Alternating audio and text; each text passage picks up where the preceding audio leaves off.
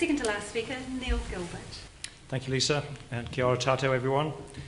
I'm also just going to jump back. In fact, what I'm going to do is I'm going to really lower the tone of the conversation significantly now by talking politics. So you can all relax a little bit. We're not in science mode now, we're in politics land. And I'm going to take us back to the 1950s, just after the International Geophysical Year to start with, when 12 people sat down in a room to sign a very, very short document, a 14-article document, the Antarctic Treaty, which was signed on the 1st of December 1959. And under the auspices of that treaty, we've managed to set aside 10% of our planet, where we've placed significant emphasis on scientific discovery and environmental protection, and in particular, political cooperation. That has been a significant success. For 54 years, we have worked under those ideals and those ambitions, and we have done so extremely successfully. I doubt at the time that the architects of the treaty were thinking 50 years ahead. I'm not sure that they anticipated the need to negotiate a seals convention, a fisheries convention, and a mining convention. But nevertheless, they laid the foundations on which the Antarctic Treaty System has since grown, and grown so successfully. But as many empires, governments, and financial institutions will attest, past achievements are no guarantee of future success. So what now for the treaty system? Well, in our time-travelling afternoon, we're now going to leap ahead to 2065. And we're going to look back on the treaty system over the last 50 years under two scenarios. In the first, we're looking back at a moribund Antarctic treaty system. A system that's waned over time, lost confidence of parties and non-parties alike. A system that's on the verge, perhaps, of being taken over by the United Nations. How on earth did we get to this point?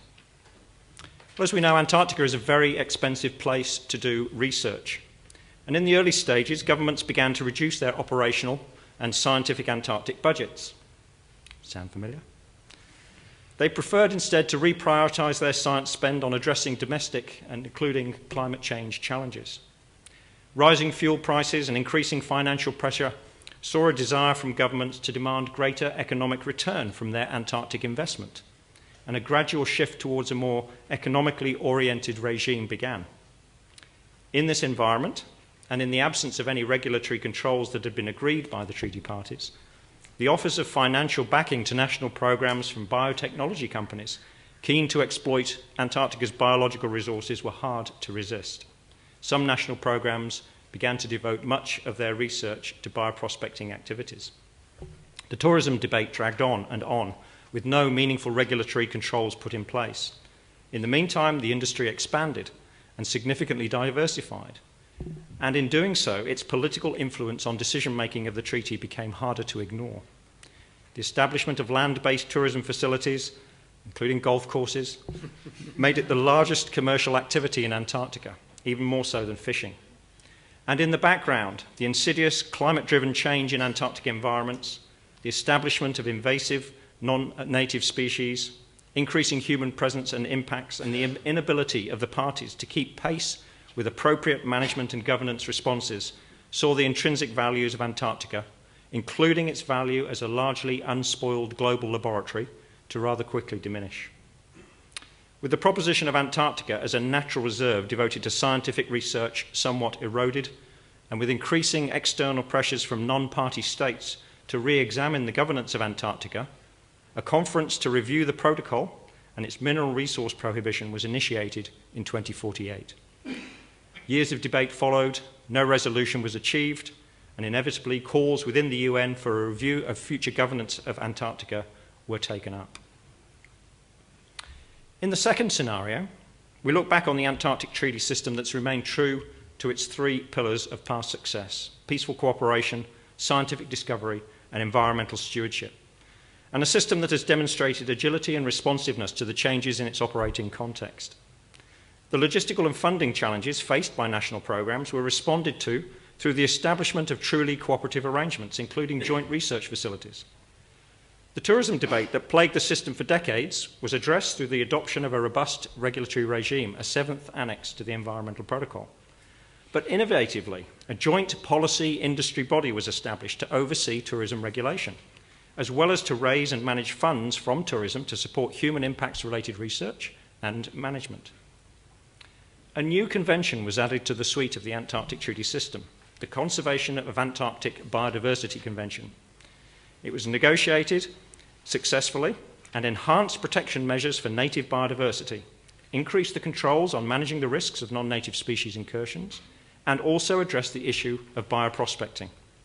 The benefit sharing regime that it introduced generated significant funds that were reinvested into science, environmental management, and support for new treaty members.